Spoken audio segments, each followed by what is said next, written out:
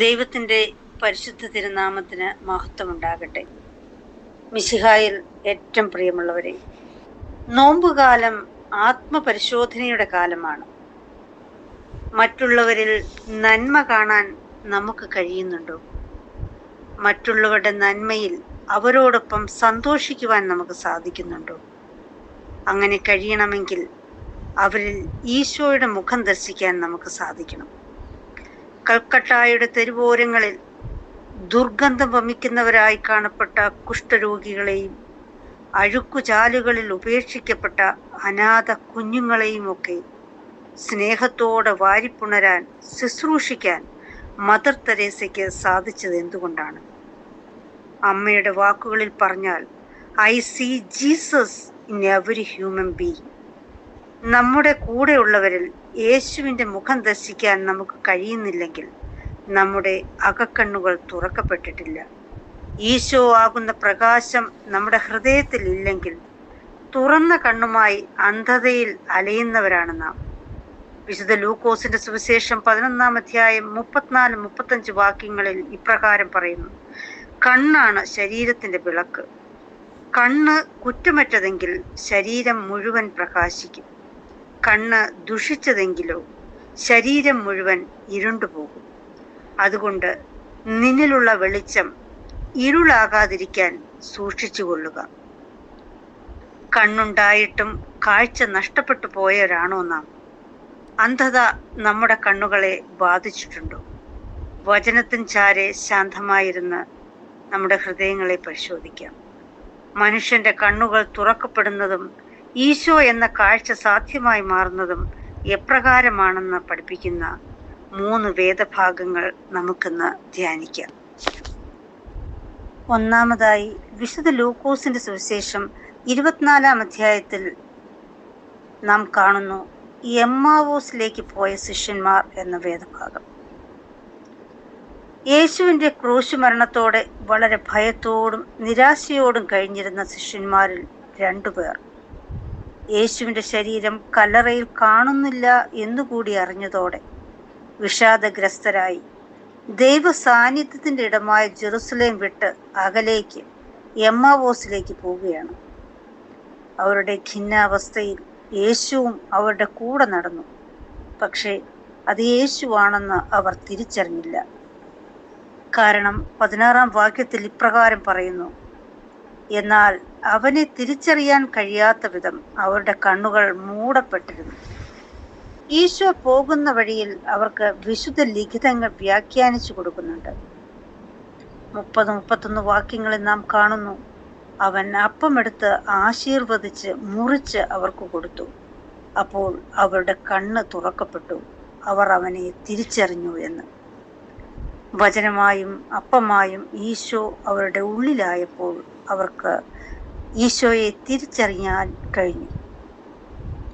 അവർ അപ്പോൾ തന്നെ എഴുന്നേറ്റ് ജെറുസലേമിലേക്ക് തിരിച്ചുപോയി എന്നാണ് എഴുതിയിരിക്കുന്നത്.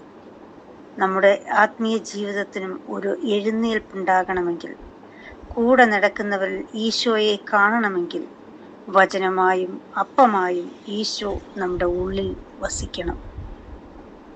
ഇപ്രകാരം ക്രിസ്തു ഉള്ളിലുള്ളവനാണ് യഥാർത്ഥത്തിൽ ക്രിസ്ത്യാനി. രണ്ടാമതായി, വിശുദ്ധ ലൂക്കോസിന്റെ സുവിശേഷം 19-ാം അധ്യായത്തിൽ നാം കണ്ടുമുട്ടുന്നു സക്കേവൂസ് എന്ന ധനികനായ ചുങ്കം പിരിവുകാരനെ. അവൻ യേശുവിനെ കാണാൻ അതിയായി ആഗ്രഹിച്ചു. എന്നാൽ 3-ാം വാക്യത്തിൽ നാം ഇപ്രകാരം വായിക്കുന്നു: പൊക്കം കുറവായിരുന്നതിനാൽ ജനക്കൂട്ടത്തിൽ നിന്നുകൊണ്ട് അത് സാധ്യമായിരുന്നില്ല. പൊക്കക്കുറവും ജനക്കൂട്ടവും സക്കേവൂസിന് പ്രതിബന്ധങ്ങളായിരുന്നു. പലപ്പോഴും ജനക്കൂട്ടത്തോടൊപ്പം ചേർന്ന് നിന്നുകൊണ്ട് യേശുവിനെ കാണുവാൻ നമുക്കും സാധിക്കില്ല. സമൂഹത്തിൻ്റെ ചിന്താഗതി പിന്തുടർന്നാൽ യേശു എന്ന കാഴ്ച സാധ്യമാകില്ല. പുറപ്പാട് 23:2 പറയുന്നു: ഭൂരിപക്ഷത്തോട് ചേർന്ന് തിന്മ ചെയ്യരുതെന്ന്. ജനക്കൂട്ടത്തിൻ്റെ ബഹളത്തിൽ നിന്ന് അല്പം ശാന്തതയിലേക്ക് മാറി നിൽക്കേണ്ടതായി വരും. സക്കേവൂസ് ഈ 2 തടസ്സങ്ങളും തരണം ചെയ്യുവാൻ സിക്കമോർ മരത്തിൽ കയറുന്നു. അപ്പോൾ അവൻ യേശുവിനെ കണ്ടു, യേശു അവനെ. നമുക്ക് പ്രതിബന്ധങ്ങൾ ഏറെ ഉണ്ടാകും. എന്നാൽ യേശുവിനെ കാണാൻ നാം അതിയായി ആഗ്രഹിക്കണം. പ്രാർത്ഥനയാകുന്ന സിക്കമോർ മരത്തിൽ കയറി തടസ്സങ്ങൾ മറികടക്കാൻ നമുക്ക് സാധിക്കണം. അപ്പോൾ നമ്മൾ പൊക്കമുള്ളവരായി മാറും. ഉയർന്നു ചിന്തിക്കാൻ നമുക്ക് സാധിക്കും. സമൂഹത്തിൻ്റെ ഒഴുക്കിനെതിരെ നീന്താൻ ആത്മബലം തരുന്ന സിക്കമോർ മരമാണ് പ്രാർത്ഥന.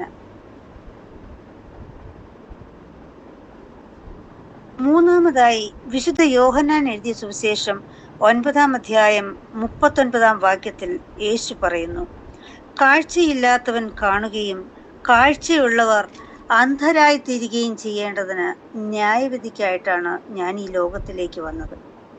എപ്പോഴാണ് യേശു ഇപ്രകാരം പറയുന്നത്? ജന്മന അന്ധനായ ഒരു യാചകന് യേശു കാഴ്ച കൊടുക്കുന്നു. എന്നാൽ മതാന്ധത ബാധിച്ച യഹൂദ മത നേതാക്കളും ഫരിസേയരും സിനഗോഗിന്റെ വാതിൽ അവന് മുമ്പിൽ അടയ്ക്കുന്നു. കാഴ്ചയില്ലാതിരുന്നവന് ബാഹ്യനേത്രങ്ങൾ മാത്രമല്ല, ആന്തരിക നേത്രങ്ങൾ കൂടി യേശു തുറന്നു കൊടുക്കുന്നു. യേശു ദൈവപുത്രനാണെന്ന് അവൻ ഏറ്റുപറയുന്നു.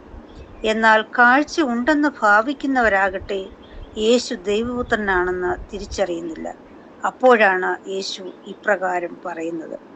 തുടർന്ന് യേശു അസന്നിഗ്ധമായി പ്രഖ്യാപിക്കുകയാണ്, ഞാനാണ് വാതിൽ, എന്നിലൂടെ പ്രവേശിക്കുന്നവൻ രക്ഷ പ്രാപിക്കും എന്ന്. നിത്യരക്ഷയുടെ വാതിൽ യേശു അവനായി തുറന്നു കൊടുക്കുന്നു.